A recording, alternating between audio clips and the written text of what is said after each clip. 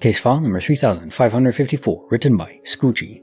Frostbite and a call. New Year's.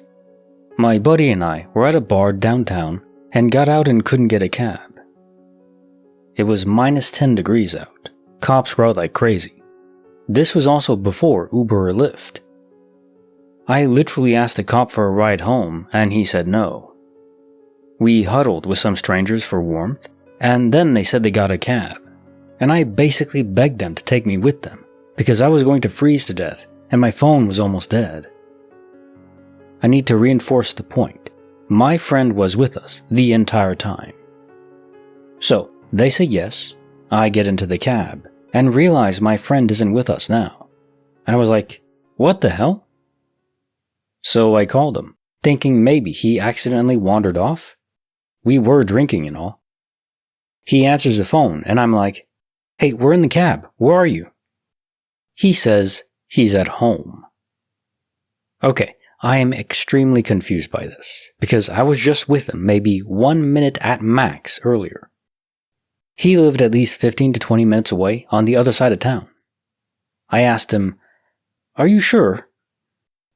I was worried he was drunk or lying or something, and he goes, nah, I'm sitting in my kitchen right now having a beer.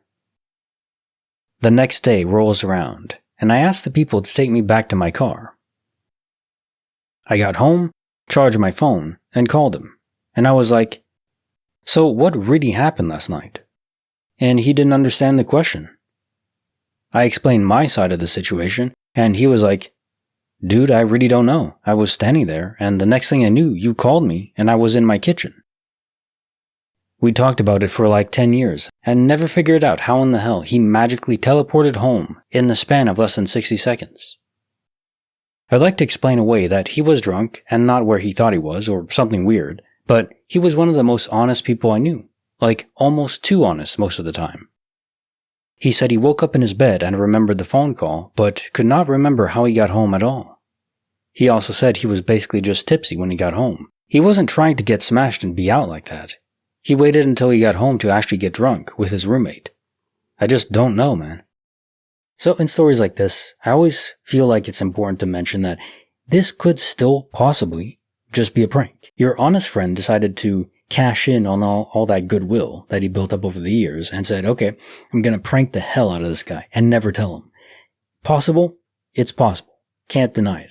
But do I think that's what happened? No. I think it's probably a space-time portal. This reminds me, there's only one other story that is almost identical in how the person felt. The man was just walking along the sidewalk, took one step, and then the next step, he was inside already, having dinner with his family. He didn't remember the transition. I don't know if there's some blackout event that can correspond or entwine with the space-time portal, where you're already where you're supposed to be. It's not just moving through space, you literally ran through. It's almost like you fast-forwarded yourself and engaged space-time autopilot, is what I would frame it as, which is an interesting concept. But there's definitely an element in this case of transportation too, because unless you phoned him and he was on autopilot, knowing where he's going to be, but he wasn't there yet, so he just answered saying he was at home, but he was still walking home and not even really consciously aware. Now, just spitballing still, but one of these things is involved most likely, I think. Some sort of space-time anomaly. Ported him home and sent him on autopilot and whatever it may be. Or it could simply be that he was aware of it, but not as a prank. He simply didn't tell you that he was ported home because he doesn't want to seem crazy. And I mean, I understand that. Welcome, I'm Paul. This is Dave. I have 14 Glitch in the Matrix, paranormal, and some mystery stories as well.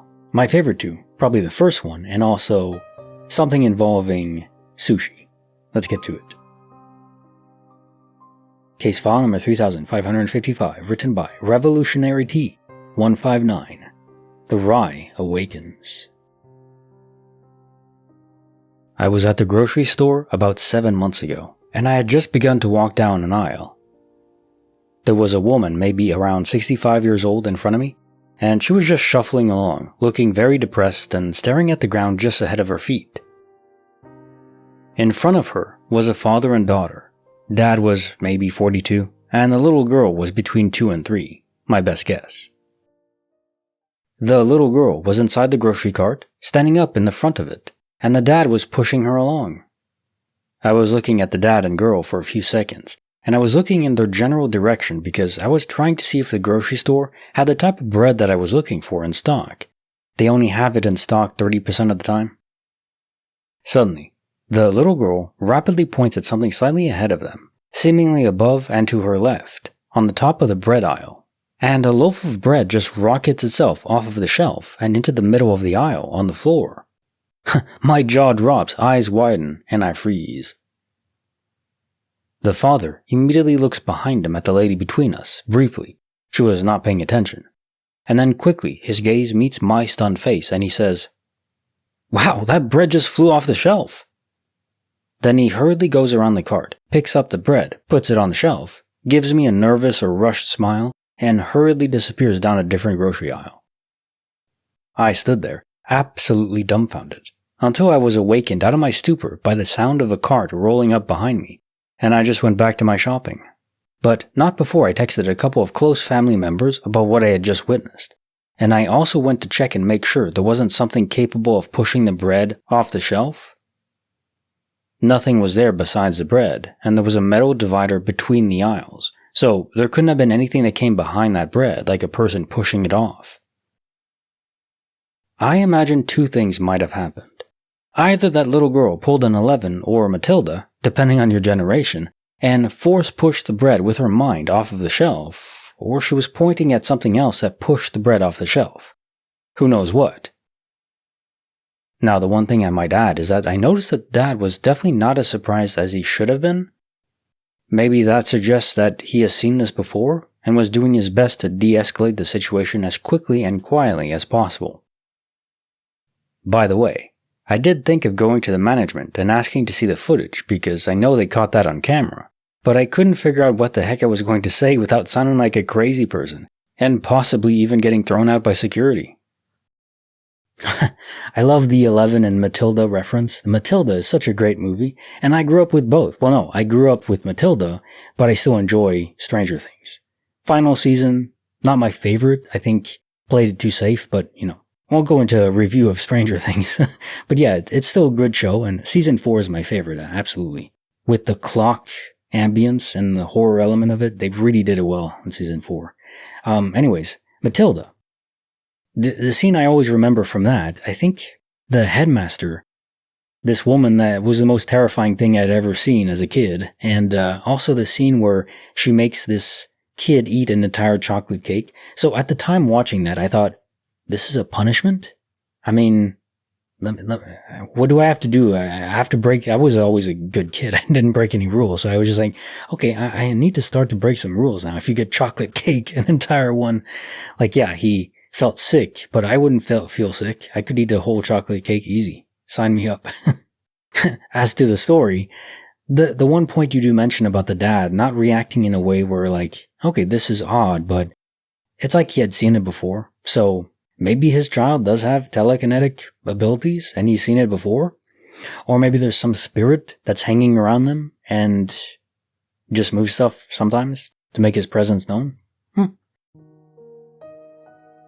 Case file number 3556, written by Macthulu. The Chicago Courtesy. My grandfather owned a successful construction and paving company in Buffalo in the 50s. Naturally, he had many encounters with various mobsters in that business. He managed to keep them out of his business, but did enlist the help of some former Irish mob goons from New York City to work on some of his crews as a deterrent, and in a couple of cases, payback. There were death threats, a drive-by shooting at his house, a thwarted kidnapping attempt, and other stereotypical hijinks. He eventually sold the business and moved in the late 60s to early 70s and started a completely unrelated career, one that he was very successful in and hadn't really been infiltrated by the mob in any meaningful way. My uncle had a difficult relationship with my grandfather, moved to Colorado in the early 70s, and they saw each other very infrequently. When my cousin graduated high school, she left Colorado and moved to Chicago for college. She had maybe been in the same room with my grandfather 6 or 7 times in her whole life. On a date with her boyfriend, also from Colorado, she went to a nice steakhouse and sat waiting to order. A waiter approached and very nervously presented her with an expensive bottle of wine she had not ordered and told her that her meal had been paid for. He explained that the men at the corner table had sent it over. In a corner, there was a table of serious-looking older men who had already been seated when my cousin arrived, looking and behaving like extras from The Sopranos. My cousin, being completely baffled and very outgoing, went straight over to their table to thank them and ask why they were being so generous. One of them mentioned my grandfather by name and said that, out of respect, they wanted to make sure that he knew that no member of his family would ever have a problem in the city of Chicago.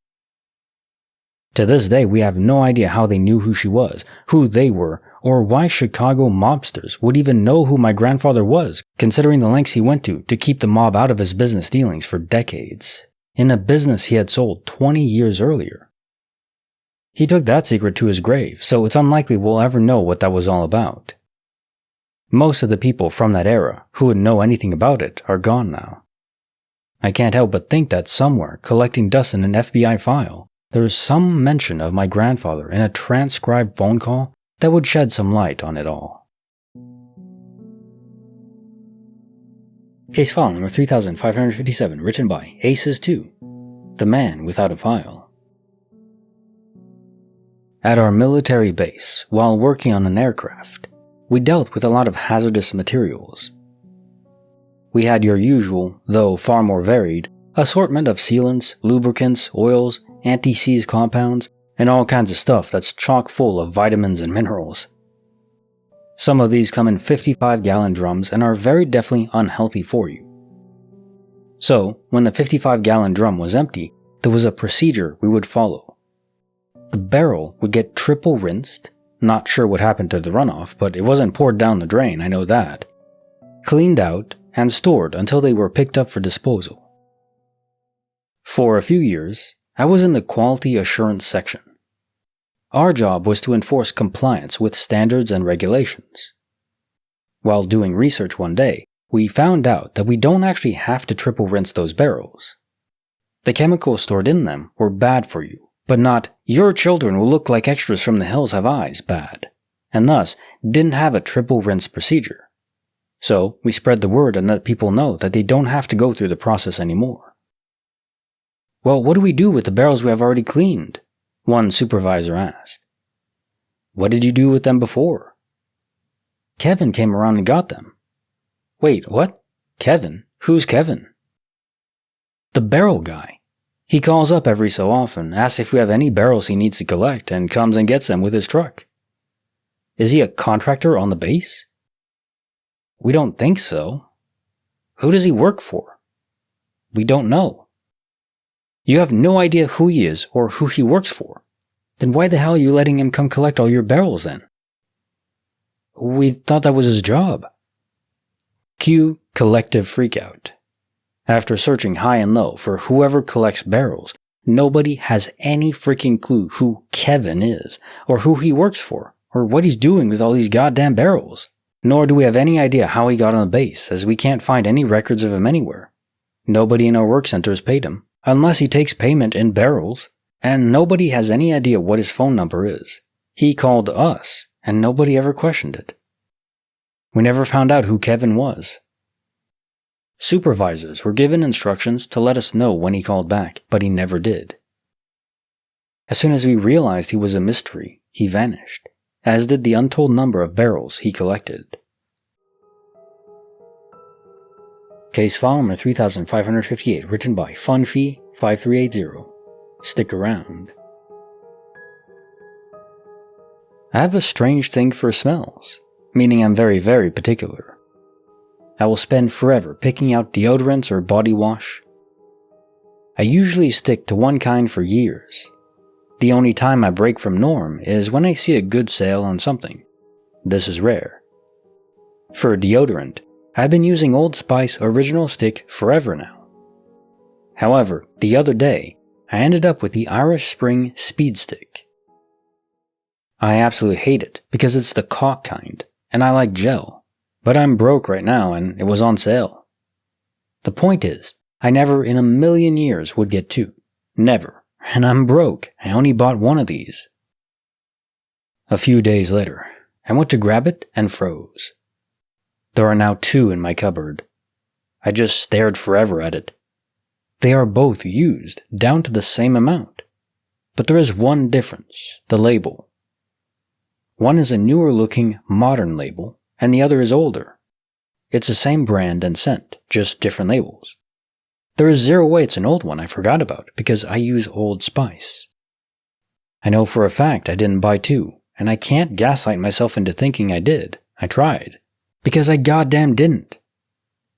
I keep thinking I'll open the cupboard and it will be gone again, but it's still there.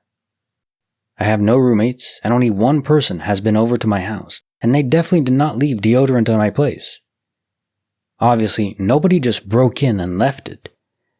I just don't have an explanation. My apartment complex is haunted. This I know. Bad energy for lots of reasons. I've had things move. I'm used to that to the point that I tell the latest ghost or whatever to simply move on. But this is different. Case file number 3559, written by Immediate East, 5052. The Lake in a Loop. So years ago, my grandmother locked herself out of her house. My mom gave my brother and me her work keychain because she thought maybe the key to my grandmother's house would be on it. She told us to bring it back, or she wouldn't be able to get into work. We go down to my grandmother's house. None of the keys work, and I end up crawling through her kitchen window to get in. For some reason, I remember crawling in with the keys and laying them on the kitchen table. I opened the front door and went out to the porch. We all talked for a little bit outside and decided to walk down to the lake. My grandmother lived on several acres of property, leading to the lake. She went inside for a second and came back out with the keys that I had left on the table. I took the keys. My brother, grandmother, and I walked down to the lake, behind her house. Nothing other than her front door was unlocked at this point. We talked for a little bit, and I hand the keys to my brother. I didn't have pockets and was tired of carrying them. I watched him put them in his pocket. We head back to the house and say our goodbyes, and as my brother and I are getting in the car, she runs back out with the keys. My brother and I looked at each other like we'd seen a ghost. My grandmother remembers nothing about handing us the keys the first time, but my brother and I remember. He even grabbed his pockets, like, what the hell? How did they get back to the kitchen table? Neither of us went back to the house. My brother remembers putting the keys in his pocket and nothing else. Case file number 3560, written by Plant-Based Protein 121, an end sticker mystery. When I was still in high school, I borrowed my parents' car to go to my boyfriend's house. Where I live, there is a graduated driver's licensing program in place. So, when you're learning to drive, you have to have an L on your car, and once you take your road test, you get a new driver's license and have to have an N on the back of your car for 2 years. Anyway, I had my N at the time. When I came home that night, I parked the car in the driveway, took my N off the back of the car, locked the car, and went inside. I then went up to the kitchen and did what I did every time I brought the car back. I stuck my N to the fridge. Top left-hand corner, that was its spot, and hung my parents' keys on the key holder on the wall next to the fridge. Then I went to bed. I did this every time I brought the car home. N on the fridge, keys on the holder. The next morning, my mom came to my room to ask for the car keys. I told her they were on the key holder. She said they weren't there. Cue a huge argument and tearing the house apart. No keys. They were nowhere to be found. Not in the kitchen, not in the driveway, not on the stairs, not in my room or in my bag. They were just gone. About a week later, my mom comes to me and tells me she found the keys. Where were they? In the pocket of a sweater she hadn't worn in years, that was in the back of her closet. I would have had to walk into my parents' room, where they were both in bed, go into their closet, and dig around for this sweater and pop the keys in the pocket? I most certainly did not do that. How did they get there? This question will likely haunt me for the rest of my life. Case file number 3561, written by Galone for you, sir. The funny floor. I joined a space technology startup in Bremerton, Washington, USA, as my first ever job. It was mostly run by former Navy or Marines, scientists and engineers. I was neither, just a fresh graduate from design school. We worked on the top 2 floors of a very old medical building whose bottom to 3rd floors were all empty. The basement had had a fire a long time ago, but no structural damage, just bad post-fire smells, so they just sealed it off. In the first week, one by one, the ex-soldiers and engineers told me that the building is funny at times, but it means no harm. Things go moving here and there are random sounds here and there. They told me to stay out at the 3rd floor because that's where things are funniest. I really thought this was Marines' humor, and they were all just pulling my leg because I was a new kid and the only non-military person. Well, one evening, I stayed back to work late. Around 11 p.m., I looked down into the parking lot and realized my car was literally the last car in the neighborhood and thought I should really get a move on. So I packed up and pressed for the 1st floor. The elevator stopped at the 3rd floor instead. I still didn't think much about it. Maybe someone else was working late. The door slid open and I didn't see anyone. Then I saw the motion-triggered lights turn on down the hall, and then I heard a door slam around the corner. Instinctively, I found myself scared, backed into the corner of the elevator, and just really cold. After a moment, the elevator doors closed again, and it continued onto the 1st floor. The next day I told the guys at work, and they all just smiled and said I should tell Red about this. She knows all of them. Red is a nickname for an older, red-headed lady who does the cleaning out of the whole building. I told Red, and she just said, "Don't think about it. They don't mean any harm, and they won't do it again." I tried to follow up, but she just brushed me off and told me she had to go. I still don't know if it was just a well-coordinated prank from former Marines, something they're well known for, or whether they, whatever they are, really live there in that old building too. Case file number 3562, written by Juniper, a flexing metal anomaly. I worked as a biomed tech in dialysis for years. I had to do a lot of my repairs and water system disinfection maintenance after hours, so I'd be in the clinics alone late at night fairly often. One night while waiting on the water system to finish rinsing out, I hear a loud banging on the doors that lead out to the dumpster. The doors were flexing inward from the force of the bangs. Sometimes the cleaning lady would knock on the back door if she saw I was parked around there, but this was obviously not the tentative knock of my friendly neighborhood cleaner. I stepped into the IT closet where one of the security monitors shows live feeds from the cameras and looked at the outside door feed. No one was there. I'm looking at the doors on the camera from the outside and can see them bouncing inward with every bang, and I'm looking at all the other feeds to see if it's the wind or if there's any other explanation besides the invisible man once inside. It finally stops after another minute. I called the cops to ask if an officer would run by, do a walkthrough with me, and when a pair of cops showed up, we checked the entire outside area for anything out of the ordinary. I showed them the video from the camera feed, and they were just as bewildered as I was. There weren't any scuffs on the door, and no one had come in or out of the parking area. I never figured out what that insanity was about. The cops were happy to write it off as paranormal or a very tiny localized earthquake. It's been 6 years, and even though I don't work there anymore, I still think about it every time I drive past. Case file number 3563, written by Never Enough Purple, 7 fires later. A family friend was murdered back around the year 2000. Authorities didn't realize they were murdered until later due to reasons. Multiple people I know were suspects, mostly small-town bullcrap. No real persons of interest, never any answers. Another acquaintance went missing and was searched for.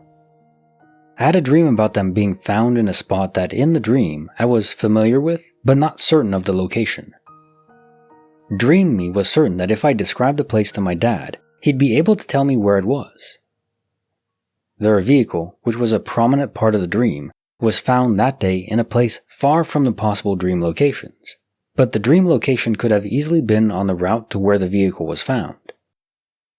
My dad had no clue what place I was describing, just some guesses, and I've never gone and looked at the most likely places. And another mystery. An item of mine was definitely in the dryer, I'd put it there myself, intending to use it that day, was found in my vehicle several days later in another town. The fire started in the wall behind the dryer. After it burned, we discovered that the same house had a wall that completely enclosed the previously burnt wall. In that wall, there was a door with the words "Keep Out" written in red paint.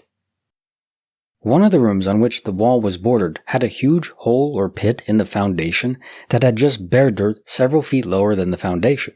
It just had wood floors built over it. That property has had several structural fires that I am certain of, and there may have been at least 2 more. Case file number 3564, written by Jackie T. 123. Paid in Wasabi. Once, I went to dinner with my 1-year-old daughter, just the 2 of us because I was craving sushi. It was at a self-serve sushi place. I was putting my daughter into a high chair and caught eyes with this older man sitting in the booth next to us, and I smiled. He was alone too, and not at all creepy, just a regular old guy. Suddenly, I got this really strong feeling that he was going to pay for my meal. I just knew he was. This has never happened to me before. No one has ever paid for my meal for me for no reason, and I had no reason to randomly think this, but for some reason, it just popped into my head, and I knew it was going to happen. Maybe 15 minutes later, when my daughter and I were eating, the waitress came up to me and said that the gentleman sitting near me had paid for my meal and left. I know this could just be a coincidence. I'm not really a believer in psychics and things like that, but it was just so strange that I strongly knew this would happen, and it was such a clear vision and feeling, and then it did happen. It felt very surreal. Like, how did that happen? Did our eye contact or body language communicate something? It almost felt like we had the same idea pop into our heads at the exact same time. Like he decided he was going to do it when I felt like he was going to do it too, if that makes any sense. That's an interesting question that you bring up, where did you simply know that this was going to happen as a premonition, or was it almost like a forced or influenced event? Some entity in the area implanted the idea in both of you at the same time. You know this is going to happen because I'm heavily influencing this older man to pay for you. Maybe it was important for you to do that. Maybe you were struggling financially at the moment, and and it's not like we haven't all done that before where we don't have a ton of money, but we still go out and treat ourselves to good food because it's the best thing ever. It is the raison d'être. To exist is to eat. As long as there's food, I want to live forever. So maybe it's something like that. That's the impression I get. Something influenced both of you to be aware of what you should do. For you, it was just awareness of what this man was probably going to do because he's being influenced. I don't think anyone possessed him to do it. Just some sort of nudge. Case file number 3565, written by Matriarchy Archery. The final line. My grandpa died in 2005. He lived on a homestead he built that was on a big tree farm. He would walk his property often every day. One morning, he went out for his walk and did not return. Long story short, he had a stroke while on the walk, was found unresponsive, taken to a hospital, put on life support, and died a day or 2 later after family had arrived. He also journaled every single day. Simple entries like, went grocery shopping, kids brought over food, had a doctor's visit, stuff like that. Really simple. My uncle just died recently, and we're going through his personal belongings over the holiday. In those belongings, we found the journal and decided to look at my grandpa's last few entries. The last few entries were, not feeling well, had a stroke today. In the hospital. My son and grandson arrived today. 2:45 p.m. Died. I am resting now. The official time of death was 2:49 p.m.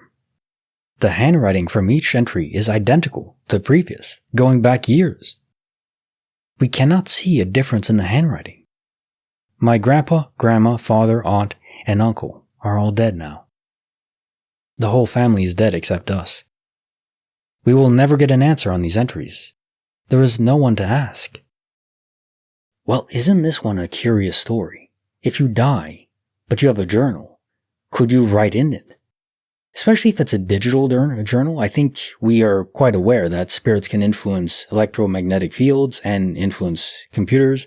Might be tricky to play with binary code. I don't know how a spirit would interface exactly with a computer, but it seems like they're able to some extent. Or maybe they can physically type on a keyboard, one way or another. If they're in any way able to move reality, they could conceivably write in their own journal, which is a very interesting idea. Instead of appearing directly to someone, maybe they couldn't, or maybe spirits don't always appear to their loved ones, not because they can't, but because they don't want to scare them, which is another possible reason why it doesn't happen all that often. Almost everyone has, like I mentioned before the other day, almost everyone has loved ones that have passed, but most people don't experience a ghost encounter with them. So one reason for that could just simply be the choice of those spirits to not appear. Maybe they prefer to leave subtle signs like this one instead. If I died and I was an echo, a conscious fragment left over in this universe, would I appear to anyone? It's an interesting question. I'm not sure. Would you? And if you would, how would you do it? Case file number 3566, written by Big White Dog. The Dispatch from the Divide. Many years ago, before cell phones were ubiquitous, I was a 911 dispatcher and received a 911 call from a gas station payphone off the rural mountain highway. The caller had been westbound on a divided part of the highway and told me that they had seen what appeared to be a pale woman with blood on her head, holding an infant, standing by the eastbound side of the highway. The caller headed back to the location and would meet Highway Patrol, CHP, there. Officers, and I might have started fire and EMS as well, meet the person in the area of the sighting, and no one is there. They check up and down the highway and find nothing, so they cancel the call. One officer just gets a weird feeling and goes back to the spot, gets out of his patrol car, and goes over and looks over the side through some brush. About 50 feet or so down a slope is a wrecked car. Pinned inside is a dead woman driver with a head injury, and in the back, her baby is alive in a car seat. She matched the description of the mystery woman, but she died on impact and was also pinned in, so the other driver who called it in couldn't have actually seen her. Creeped us all out then, and me again just now. Case file number 3567, written by Impressive Sock 8744, Bloodline Static. There is a legend that a banshee will either howl in the distance or knock on your door to let you know about a family member passing away soon. Depending on which legends you believe, all the Irish have their own banshee, or only some have them, and they follow that line, but all agree that if you leave Ireland, the banshee doesn't follow. The thing is, I am not from Ireland. The last of my family to be from Ireland emigrated in the 1890s in search of more potatoes or something. But I took a job in Northern Ireland about a decade ago. A few years into living there, I was staying over at my now husband's place. This is a typical kind of house with an outside door leading to a hall with two inside doors leading to each occupant's place. Both doors need separate keys to get in. While I was sleeping, I was woken up by 3 loud knocks. Bang, bang, bang. It came from the inside door. I shot up from bed as I was startled, my eyes fixated at the door, and listened closely to see if it may have been late-night partiers attempting to get into the wrong place. There is only silence now. No one on the street, no one in the hall. After a few minutes of trying to hear anything, I tried to fall asleep again, even though something felt off. About 2 weeks later, I get a message from my mother. An uncle of hers had passed away. An uncle who would have shared that same Irish blood. Now, I'm not superstitious, and it probably was just a coincidence. Quite the coincidence, though. Now time for the jokes of the day. I accidentally drank holy water with my laxative. I'm about to start a religious movement. Why aren't there more mom jokes? Because she already told them once, and she's not repeating herself. I poked my daughter's belly button, and she poked mine right back. I think she should join the Navy. She seems to have a knack for naval combat. I was stuck in traffic behind a car with the license plate, Gandalf. No idea who it was, but he didn't let me pass. No, he wouldn't. My wife said I should do lunges to stay in shape. That would be a big step forward. Video up here. YouTube thinks you'll like it. Check it out. Don't forget to like the video and subscribe. I'll see you next time.